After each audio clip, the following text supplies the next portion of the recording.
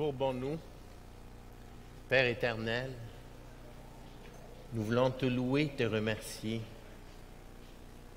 pour ta parole, pour ton amour pour nous, pour ta miséricorde, ton pardon. Seigneur, tu es un grand Dieu. Merci pour la vie éternelle que tu nous promets avec toi. Merci pour ta grâce. Merci pour le salut. Seigneur, ouvre nos cœurs à ta parole, à ce que tu as à nous dire. Travaille dans les cœurs de chacun de nous. Amen.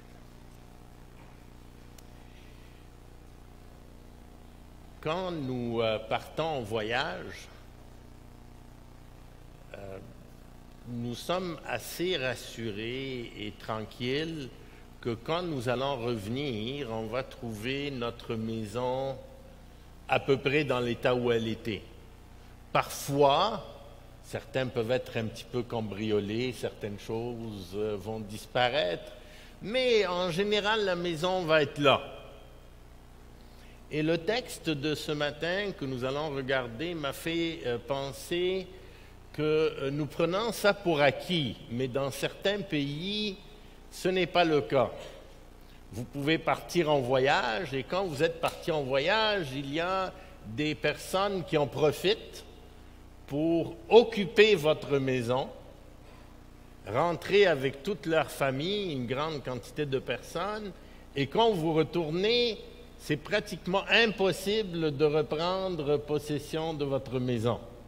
En fait, j'avais une tante quand j'étais jeune qui était terrorisée par l'idée de quitter la maison parce que dans sa région, c'était très fréquent que quand tu partais en voyage, les gens rentraient, occupaient la maison, puis tu ne pouvais plus y retourner. Alors, c'était un peu le syndrome de la maison vide. La maison vide. La semaine dernière, Nick nous a parlé à partir du verset 14. Et nous allons tourner dans Luc au chapitre 11. On va voir le contexte du passage de ce matin. Luc 11, à partir du verset 14. Jésus chassa un démon qui était muet. Lorsque le démon fut sorti, le muet parla, et la foule fut dans l'admiration. Mais quelques-uns lui dirent, c'est par Belzébul, le prince des démons, qu'il chasse les démons. Et d'autres, pour l'éprouver, lui demandèrent un signe venant du ciel. Comme Jésus connaissait leurs pensées, il leur dit, tout royaume divisé contre lui-même est dévasté, et une maison s'écroule sur une autre. Si donc Satan est divisé contre lui-même, comment son royaume subsistera-t-il, puisque vous dites que je chasse les démons par Belzébul? Et si moi je chasse les démons par Belzébul, vos fils, par qui les chassent-ils? C'est pourquoi ils seront eux-mêmes vos juges. Mais si c'est par le doigt de Dieu que je chasse les démons, le royaume de Dieu est donc venu vers vous. Lorsqu'un homme fort et bien armé garde sa maison, ce qu'il possède est en sûreté. Mais si un plus fort que lui survient et le dompte, il lui enlève toutes les armes dans lesquelles il se confiait et il distribue ses dépouilles. Celui qui n'est pas avec moi est contre moi, et celui qui n'assemble pas avec moi disperse. Alors c'est le contexte du passage de ce matin à partir du verset 24. Lorsque l'esprit impur est sorti d'un homme, il va dans les lieux arides pour chercher du repos. N'en trouvant point, il dit, je retournerai dans ma maison d'où je suis sorti. Et quand il arrive, il la trouve balayée et ornée. Alors, il s'en va. Il prend 7 autres esprits plus méchants que lui, ils entrent dans la maison, s'y établissent, et la dernière condition de cet homme est pire que la première. Tandis que Jésus parlait ainsi, une femme, élevant la voix du milieu de la foule, lui dit « Heureux le sein qui t'a porté, heureuses les mamelles qui t'ont allaité. » Il répondit « Heureux plutôt ceux qui écoutent la parole de Dieu et qui la gardent. » Comme le peuple s'amassait en foule, il se mit à dire « Cette génération est une génération méchante. » Alors, le contexte de ce passage, le Seigneur Jésus a chassé le démon d'un muet et il est insulté par plusieurs dans la foule qui disent « C'est par la puissance de Satan, de Belzébul qu'il chasse les démons. » Alors Jésus, évidemment, leur démontre que ça n'a pas de sens. Il demande un signe et on verra ça à la fin du mois. Mais ensuite, Jésus parle d'un homme fort qui garde une maison, mais le plus fort vient et prend tout. Alors, on remarque que c'est Jésus, Christ, notre Seigneur, qui est l'homme le plus fort, qui a toute autorité dans l'univers. Et il termine ce passage en disant « Celui qui n'est pas avec moi est contre moi, et celui qui n'est pas avec moi, et celui qui n'assemble pas avec moi disperse. » Et ça nous amène au passage que nous avons lu. Et nous allons voir 3 points dans ce passage. La maison vide et propre. Dans le texte de Matthieu, ça nous dit aussi que la maison était vide. Et on va parler de la moralité. Ensuite, on va voir que la maison vide et propre invite à l'invasion. Puis on va parler de la maison occupée et de la parole.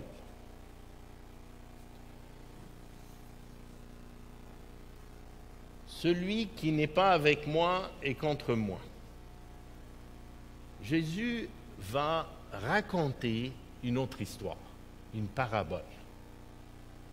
Son but, c'est de leur montrer la ligne de démarcation, d'illustrer celui qui n'est pas avec moi est contre moi.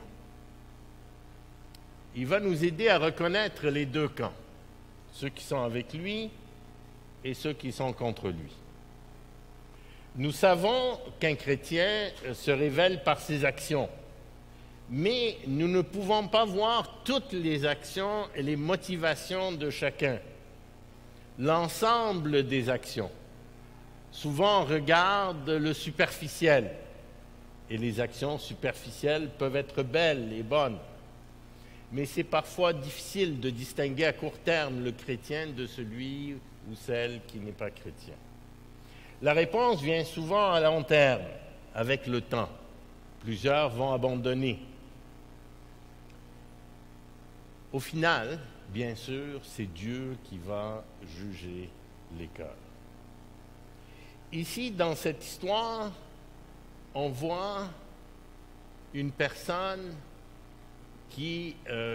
dont le démon est parti, et ici, c'est un peu comme il a une opportunité, la maison est vide, et la personne, qu'est-ce qu'elle a fait? Pendant l'absence, il a balayé, il a orné, peut-être qu'il a rénové, elle est devenue accueillante, encore beaucoup plus accueillante qu'avant. Ici, ça représente un peu les actions.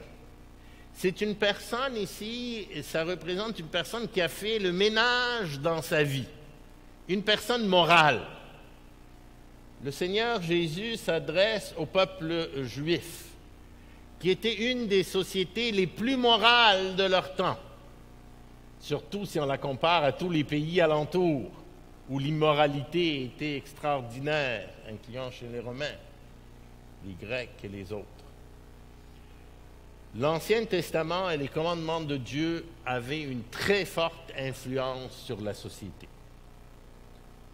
Pourtant, les personnes qui étaient tellement morales déclarent, quand ils sont en présence de Jésus, qu'il est Satan. En fait, ils rejettent le Seigneur Jésus et plus loin, on voit que ce rejet, de le caractériser comme étant sous l'emprise de Satan, c'est le péché impardonnable. Souvent, les personnes les plus morales vont rejeter le Seigneur Jésus-Christ. En fait, dans le Nouveau Testament, c'est assez intéressant, ceux qui rejettent le Seigneur Jésus-Christ, ceux qui sont ses ennemis, c'est les gens les plus moraux de leur époque. C'est les scribes, les pharisiens.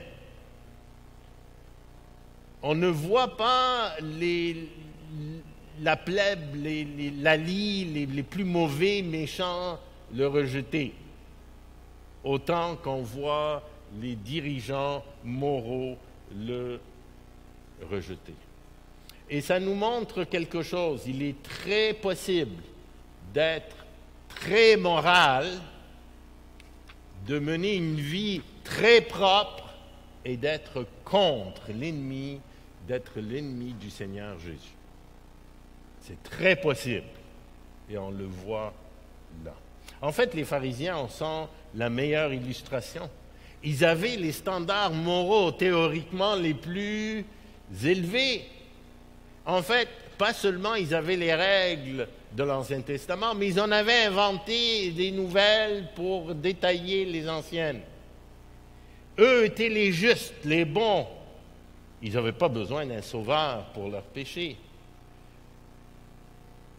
Leur moralité était extraordinaire, mais en grande partie, c'était la raison de leur rejet du Seigneur, de sa parole et de son message. Le piège des pharisiens et des Juifs du temps de Jésus est aussi un piège pour notre génération. Comme dans la génération de Jésus, on a vu le peuple qui s'est amassé en foule, et il a dit au peuple, cette génération est une génération méchante. Est-ce qu'on pourrait dire ça aujourd'hui de notre génération? Ou il faut dire qu'elle est bonne, notre génération, on est bien. Non, une génération méchante. Et vous savez, il nous faut changer, et Nicolas le dit souvent, notre façon de penser, il faut l'examiner, la méditer. Combien de fois nous regardons un couple, une belle famille, une belle famille qui aime pas chrétienne, mais qui les enfants sont polis, ils sont bien élevés, les parents sont ensemble, sont pas divorcés, ils manifestent un accord ensemble. Combien de fois on regarde ces familles et dit, eux, ils feraient des bons chrétiens. Eux, ils feraient des bons chrétiens. En fait, s'ils deviennent chrétiens, on n'a pas beaucoup de travail à faire pour qu'ils soient sanctifiés. La réalité, c'est que pour ces familles-là, c'est beaucoup plus difficile de se repentir et de croire dans le Seigneur Jésus que pour les familles ou les gens qui sont manifestement dans le péché et qui vivent une vie terrible. Regardons les modèles de conversion dans le Nouveau Testament. Dans le Nouveau Testament, des personnes qui se convertissaient, si on regarde Matthieu, c'était la lie de la société, c'était la poubelle de la société. Les prostituées, le Seigneur Jésus, on le voit parmi les prostituées, les gens de mauvaise vie. Les pharisiens étaient scandalisés. Il va vers ces gens-là. Paul lui-même, il disait, cette parole est certaine, entièrement digne d'être reçue. Jésus-Christ est venu dans le monde pour sauver les pécheurs. Et il avait compris qu'il était le premier. Pourtant, Paul était irréprochable à l'égard de la justice de la loi. Mais ces choses qui étaient pour moi des gains, je les ai regardées comme une perte à cause de Christ. Et même, je regarde toutes ces choses comme une perte à cause de l'excellence de la connaissance de Jésus-Christ, mon Seigneur, pour lequel j'ai renoncé à tout, et je le regarde comme de la boue afin de gagner Christ. Le Seigneur Jésus, on le répète, n'est pas venu appeler des justes, mais des pécheurs, des malades, on l'a déjà dit. On voit plus loin dans Luc le pharisien et le publicain, lequel a été justifié. Hein? Pas celui qui menait la bonne vie. Non, celui, Seigneur, pardonne-moi parce que je suis un pécheur. Les pharisiens, l'apparence était belle, l'extérieur, l'intérieur. Il manquait l'amour, la justice de Dieu, mais ça c'était à l'intérieur. Ça ne se voyait pas nécessairement toujours. Oui, le Seigneur a plusieurs fois mis le doigt dessus, mais on ne le voit pas toujours. On ne le voit pas toujours. On ne le voit pas toujours. Et dans notre société, il y a une tendance croissante vers une certaine moralité de la société. C'est un piège. Vers les maisons ornées. Beaucoup de religions sont des religions de nettoyage des maisons. Nettoyage des maisons vides. On nettoie la maison. On la décore. Soit les catholiques, orthodoxes, coptes, mormons, témoins de Jéhovah, les cultes. Toutes les religions qu'on voit, c'est des religions de moralité. Ce que notre société ne comprend pas, c'est qu'il est impossible de changer le monde par la moralité. C'est vain. Ce n'est pas le moyen. C'est pas le moyen. Le seul outil efficace, c'est le salut, la transformation, l'Évangile, le vrai changement. Oui, comme chrétien, on veut suivre la loi, les principes, le code de conduite. C'est bon pour nous, pour nos familles. Mais quand nous sommes face à des non-chrétiens, souvent on est porté à les conseiller sur comment mener une meilleure vie, sur comment s'éloigner des problèmes et des péchés de leur vie, comment nettoyer leur maison. Et même s'il la nettoie, elle va rester vide. Elle va rester vide. Une maison vide. S'il n'y a pas de transformation, oui, la maison peut être nettoyée temporairement, mais elle va rester vide.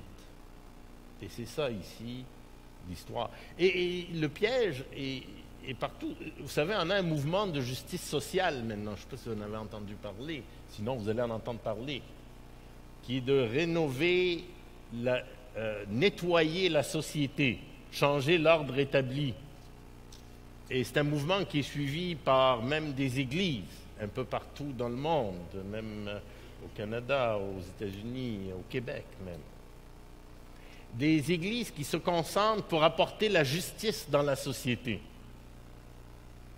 Mais en faisant ça, ils perdent le focus sur la transformation, ce qui fait vraiment la force du changement. Le message principal, le péché, la corruption, le besoin du salut par la foi dans le Seigneur Jésus. La mission de l'Église, le message, n'est pas une mission sociale. Oui, on est pour la justice sociale, bien sûr, ou pour la justice. On n'a pas besoin du mot social, la justice tout court. Faire le bien autour de nous, aimer notre prochain, bien sûr, bien sûr. Mais la mission n'est pas de rendre le Québec, Pierrefonds, moral.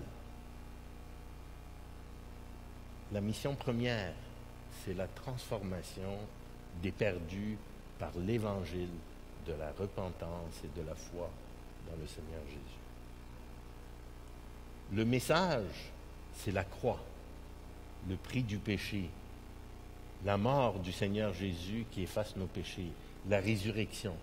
Ça, c'est le message de l'Église. Vous savez, l'apostasie vient quand l'Église se concentre sur la moralité sans transformation. Les bonnes actions sans la reconnaissance de la déchéance et le focus dans la foi totale au Seigneur Jésus et sa parole. En fait, sans l'occupation de la maison par le Seigneur Jésus. Revenons à notre histoire. Lorsque l'esprit impur est sorti d'un homme, il va dans les lieux arides pour chercher du repos. Il n'en trouve pas. Il dit, je retournerai dans la maison d'où je suis sorti. Et quand il arrive, il la trouve balayée et ornée. Ailleurs, dans la Bible, on lit vide. Alors il s'en va, il prend cet autre esprit plus méchant que lui, ils entrent dans la maison, s'y établit, c'est la dernière condition de cet homme est pire que la première. Alors il part, il s'en va, il cherche la paix ailleurs, le repos, il ne les trouve pas bien sûr, et il décide qu'au fond la maison n'était pas si mal, il retourne puis il trouve une belle surprise. Waouh! La maison, elle est belle, elle est rénovée, elle est ornée, hey, c'est bon ça, mais elle est vide. Elle est vide. Et c'est attirant, ça. Mais je ne veux pas habiter dans cette belle maison propre tout seul. Il s'en va, il va chercher 7 autres pires que lui. Maintenant, ils sont combien? 8. Et ils s'établissent de façon permanente. Vous savez, un commentateur, je lisais des commentaires sur ce passage, puis il y en a un qui m'a frappé vraiment, parce qu'il disait ce qu'on pense parfois, mais vaguement. Il disait la moralité est plus dangereuse que l'immoralité pour l'Évangile. Je répète, la moralité est plus dangereuse pour l'Évangile que l'immoralité. Plus dangereuse. C'est un commentaire choc, ça. On pourrait penser, si on transforme le monde, puis le monde, il y a les valeurs chrétiennes dans notre société. J'ai réfléchi à ça. En fait, qu'est-ce qu'il voulait dire? C'est que le piège, c'est que la moralité, la religion, faire des bonnes actions sans avoir le contenu, ça bloque le diagnostic de l'état de pécheur, perdu, corrompu. On se pense bon. C'est l'illusion de la bonne vie. L'illusion de la bonne vie. C'est ce qu'on appelle le piège de la maison propre, mais vide. Elle est pire que ça. Elle est pire que ça. Parce que le sort va être pire qu'avant, quand elle était ça.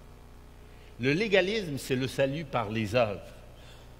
Et la plupart des religions, sinon toutes, sauf la vraie religion chrétienne, c'est ça qui enseigne, se concentre sur les actions visibles. On peut garder le cœur orgueilleux et corrompu. La réforme morale sans la nouvelle naissance, la transformation est dangereuse. Est dangereuse. C'est ça notre texte, c'est ça qu'il nous dit. La vie et les valeurs chrétiennes sans le salut sont dangereux. Ils donnent l'illusion du salut. La transformation, la conversion, le salut, la nouvelle naissance, c'est ce que nous recherchons. La vie éternelle, la nouvelle naissance. Nous recherchons l'occupation par le Seigneur Jésus. Vous savez, quelqu'un qui nettoie sa maison change de vie. Une personne, et ici, il parle d'une personne immorale qui change de vie. Il a sa vie en ordre. Il a peut-être été aux alcooliques anonymes. régler son problème d'alcool. Il a abandonné la drogue, les autres addictions, le jeu, l'adultère, l'homosexualité, les crimes, les meurtres, le mal. Peut-être même, pour suivre le courant, il s'est fait baptiser. Il a même peut-être où elle a été évangélisée. Mais l'état est temporaire. La corruption va s'installer de nouveau en profondeur, pire que l'état initial. Des fois, ça va prendre plus ou moins longtemps. Mais avec le temps, vous ouvrez le four est sale. Sous le lit, il y a beaucoup de poussière. Dans le fond des garde-robes. Puis tranquillement, les souris, les cafards s'installent. Mais on ne les voit pas toujours très rapidement. La maison nettoyée mais vide va éventuellement être occupée par quelqu'un. Elle invite à l'occupation. Elle ne peut pas rester vide. Si rien n'a été fait pour empêcher quelqu'un d'entrer, la nature a horreur du vide, les gens vont l'occuper. En fait, que ce soit Dieu ou que ce soit Satan, le diable, les valeurs du monde, elle va être occupée. On est avec Jésus ou contre lui. On a vu la semaine dernière, il n'y a pas de milieu. D'ailleurs, c'est une évidence. Il y a des gens qui parlent, qui mentionnent des chrétiens, puis disent ils ont un démon qui habite en eux. Voyons. Dieu va habiter dans la même maison qu'un démon. Ben voyons, ça n'a pas de sens. C'est ou Dieu ou autre chose. Qu'est-ce qui habite dans la maison? Mais il y a toujours un habitant. Il y a toujours quelque chose. Il n'y a pas de maison vide, elle ne reste pas vide longtemps. Et la question, c'est qui je sers? Qui y a dans ma maison? Dieu ou maman? Qui l'occupe? Et ici, c'est un passage qui nous parle aussi, qu'on peut utiliser pour les fausses conversions. En fait, un passage parallèle dans 2 Pierre, au chapitre 2. On voit une similarité. Si après s'être retiré des souillures du monde par la connaissance, même quelqu'un qui parle et qui connaît le Seigneur Jésus, il s'est retiré du monde. Il s'engage à nouveau, mais il s'est retiré, mais il n'a pas fait occuper sa maison par le Seigneur Jésus. Il a fait juste nettoyer la maison. Il s'engage de nouveau et sont vaincus. Leur dernière condition est pire que la première, car mieux valait pour eux n'avoir pas connu la voie de la justice que de se détourner après l'avoir connu du saint commandement qui leur avait été donné. Il leur est arrivé ce que dit un proverbe vrai, le chien est retourné à ce qu'il avait vomi et la truie lavée s'est vautrée dans le bourbier. Ce qu'il nous dit ici, c'est quelqu'un qui est superficiellement, mais qui n'a pas vraiment laissé sa maison ou fait occuper sa maison par le Seigneur Jésus et qui retombe, parce qu'avec le temps, c'est pire. C'est pire. C'est pire. C'est la même pensée. La même chose, vous avez la parabole des 4 terrains. Hein? Les plantes qui poussent vite, mais qui brûlent, parce que le terrain est pierreux. C'est la même pensée. C'est la même pensée que nous retrouvons aussi quand le Seigneur Jésus parle aux scribes et aux pharisiens. Il leur dit « Malheur à vous, scribes et pharisiens, hypocrites, parce que vous courez la mer et la terre faire un prosélyte, c'est-à-dire un converti, et quand il est devenu, vous en faites un fils de la géhenne 2 fois plus que vous. »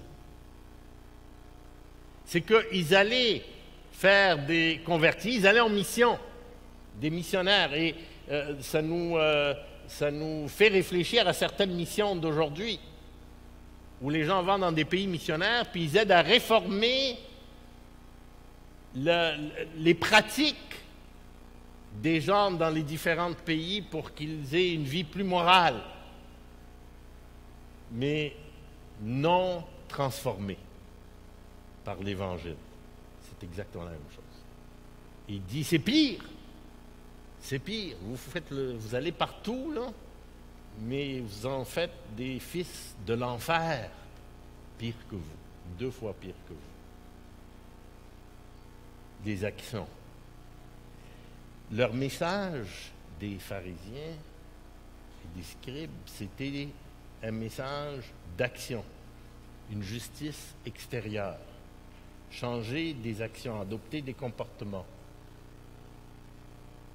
nettoyer temporairement les mauvaises actions. Mais le cœur n'était pas touché.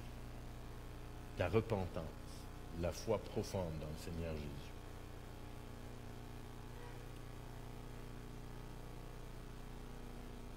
C'est un avertissement pour chacun de nous, pour nos familles. Ce n'est pas parce que extérieurement, on paraît bien, on fait des bonnes actions.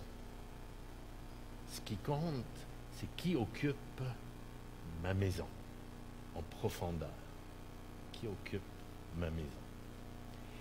Et l'Esprit Saint continue et le Seigneur va venir. Une femme dit au Seigneur Jésus, « Heureux le sein qui t'a porté, heureuses les mamelles qui t'ont allaité. » Il répondit, « Heureux plutôt ceux qui écoutent la parole de Dieu et qui la gardent. » D'abord, il faut penser, c'est une bénédiction. C'est une bénédiction. Même aujourd'hui, au Moyen-Orient, souvent, quand on veut bénir quelqu'un, on bénit sa famille, ses parents. Hein? Ta mère est privilégiée de t'avoir. Ça veut dire que t'es spécial. Hein? Ta mère est privilégiée. Finalement, c'était un compliment. Hein, dans la pratique du temps, c'était un bon compliment, hein, un respect, un compliment. Elle voulait honorer le Seigneur. Évidemment, elle aurait pu l'honorer à lui, mais bon. Le Seigneur, oui, mais... Oui, Marie a été bénie, mais c'est pas ça ce que le Seigneur Jésus va dire, c'est pas ça qui est important. C'est pas ça. Heureux plutôt. Il va dire heureux plutôt. Ceux qui écoutent la parole de Dieu et qui la gardent.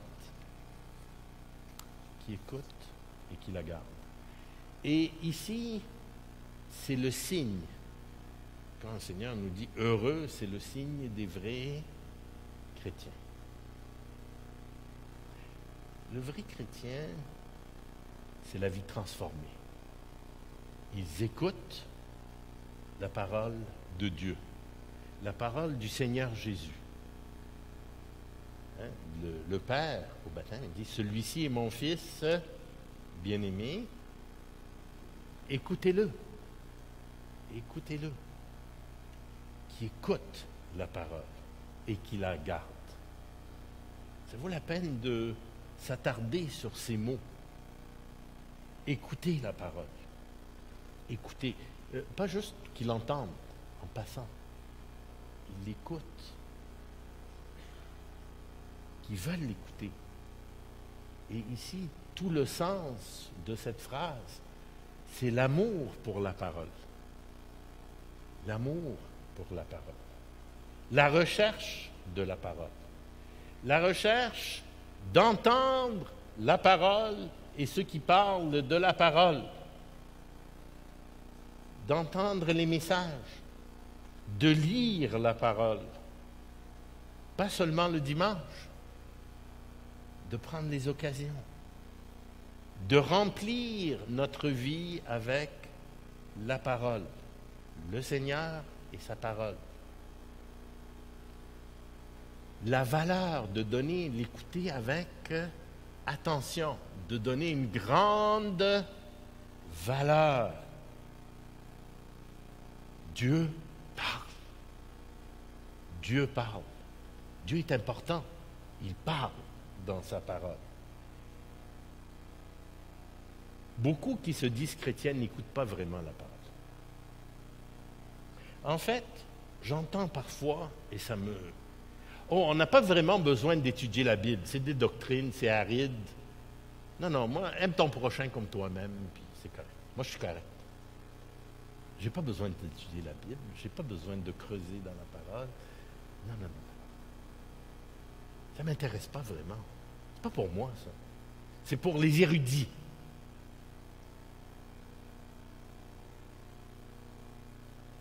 Écoute la parole et la garde. La garde. C'est théorique. Non, c'est pas théorique. C'est pratique. C'est Dieu qui me parle. Le Saint-Esprit me parle dans la parole. C'est pas juste académique. Le signe d'un chrétien, c'est que la parole de Dieu est vivante. Elle est vivante. Elle me parle. Oui, le Seigneur travaille dans mon cœur par sa parole. J'aime étudier la parole, les textes. C'est au centre de ma vie. Elle me parle de Dieu, de Jésus. Plus je la lis, je l'étudie, plus j'apprends à le connaître. Plus j'apprends à le connaître, plus je suis en relation avec lui. La parole, par son esprit, me met de plus en plus en relation avec lui, me garde de plus en plus proche de lui. Et c'est comme ça que je vais atteindre ce que le Seigneur a dit dans Matthieu 5,20. Il disait au peuple, que je vous le dis, si votre justice ne surpasse celle des scribes et des pharisiens, vous n'entrerez pas dans le royaume des cieux. Et pourtant, ils étaient pas mal drillés, eux. Ils avaient une grande justice. Mais c'était des personnes qui se mettaient à observer l'intérieur. Il faut que la parole de Dieu transforme ma vie. Il faut que je l'absorbe au point qu'elle transforme ma vie. Et seulement le Seigneur Jésus qui occupe mon cœur et son esprit peuvent m'aider à cette transformation. D'ailleurs, le Seigneur l'a répété à de très nombreuses reprises, juste quelques-unes. Quand il parle on va regarder d'abord dans Jean 14.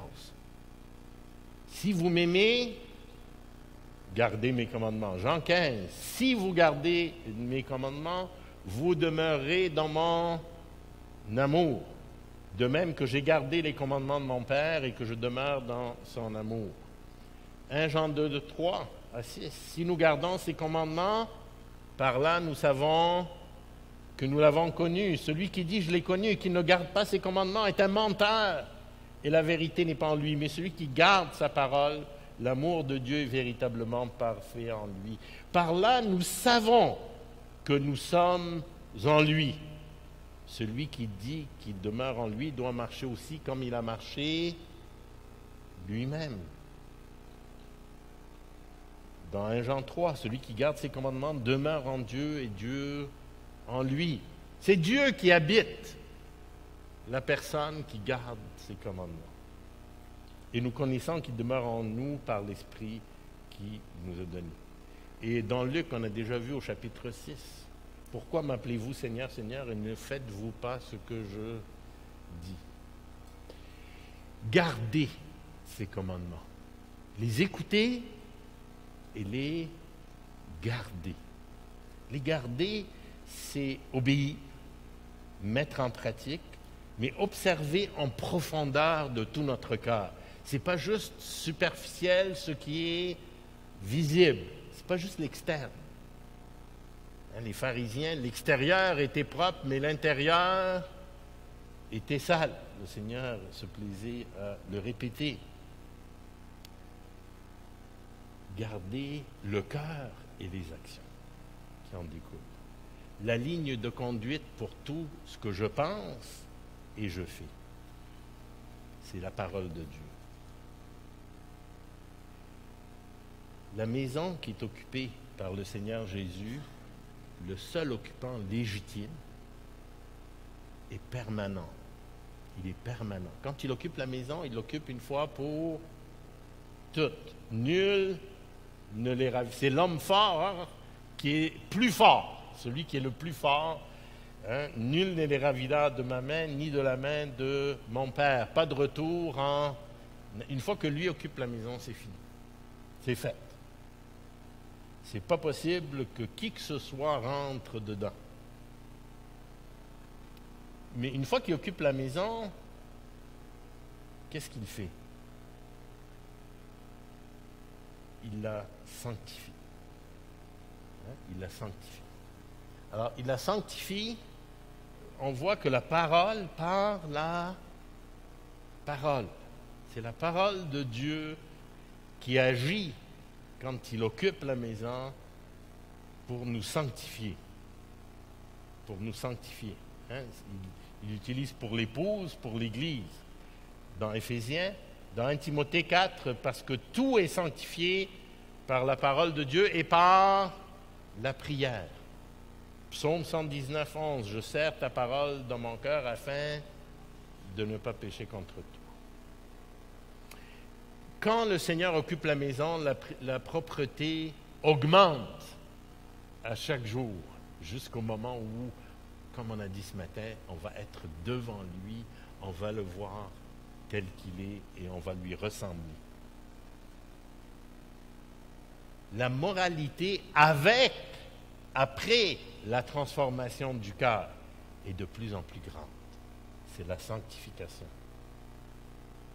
Le cœur et les bonnes actions. Le cœur d'abord. Et la transformation par la parole va nous apporter l'humilité. Parce que dans la parole, pas l'orgueil, je suis petit et pécheur. Dieu est grand, juste et miséricordieux. Oui, je suis un pécheur. Je réalise mes fautes. Je les confesse à Dieu. Je me repens. Je me tourne vers le Seigneur Jésus pour le pardon et la grâce. Je ne mérite pas.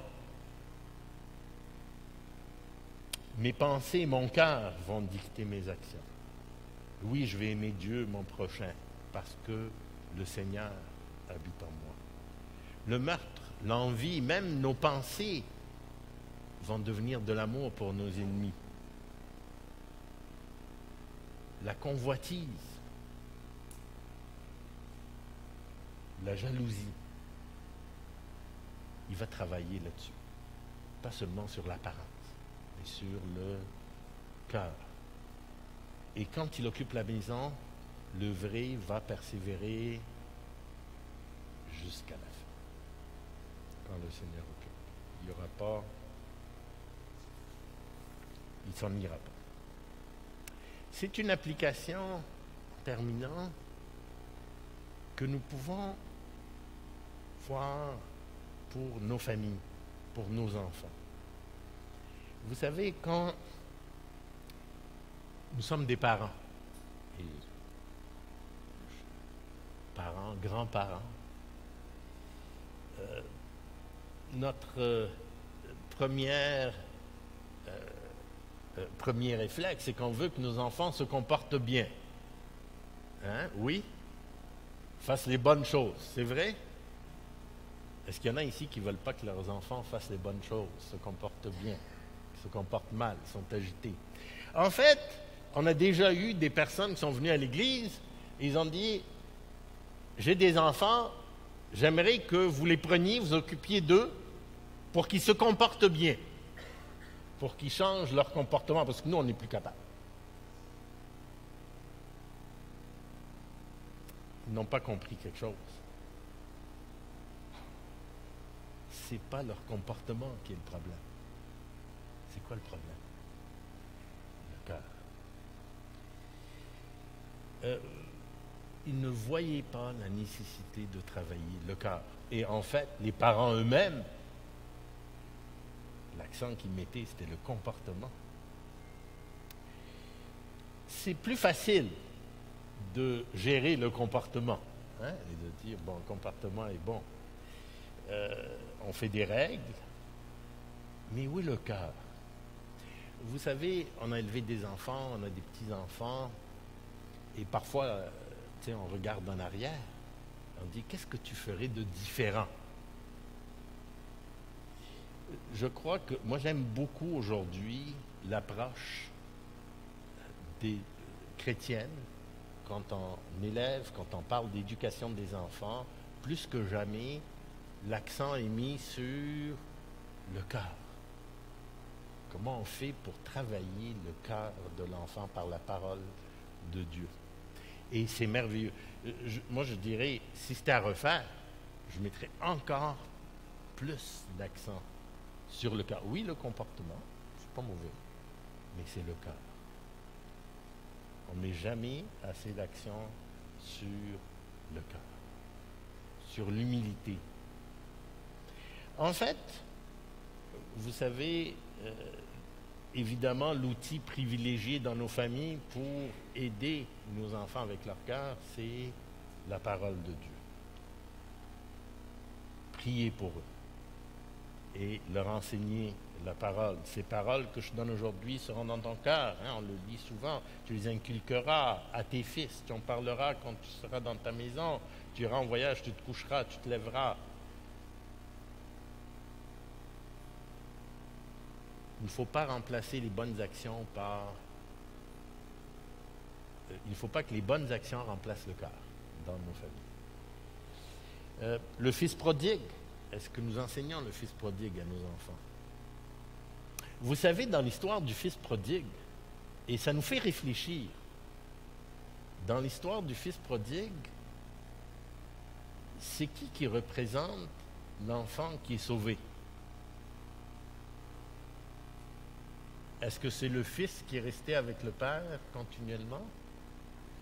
En tout cas, ce qui est clair, ce qui est clair, c'est que celui qui représente le salut, c'est l'enfant qui était perdu, qui était avec les cochons. Et vous savez, il y en a même qui ont dit c'est plus facile d'évangéliser des enfants rebelles, perdus, en déchéance morale, que des enfants corrects. Parce qu'eux, ils savent qu'ils sont pécheurs. Ils savent qu'ils sont perdus. Ils savent qu'ils méritent l'enfer. Les autres peuvent monter des raisonnements pourquoi ils ne sont pas si pires que ça comme l'autre, qui est pire que lui. Et c'est pas mauvais d'enseigner dans nos familles l'histoire du fils prodigue. Chacun de nous est un enfant prodigue. Chacun de nous, sans le Seigneur, est perdu, doit se repentir et retourner à Dieu. En conclusion, qui habite en moi?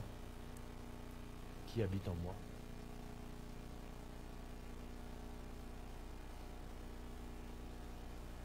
Est-ce que je suis dans le camp du Seigneur? Est-ce qu'il est dans mon camp? Est-ce que je suis de ceux qui écoutent la parole de Dieu? Et est-ce que je la garde? Je la chéris? Je l'aime parce que c'est la parole de mon Seigneur, mon Maître, mon Roi, mon Dieu et Sauveur, le Seigneur Jésus-Christ.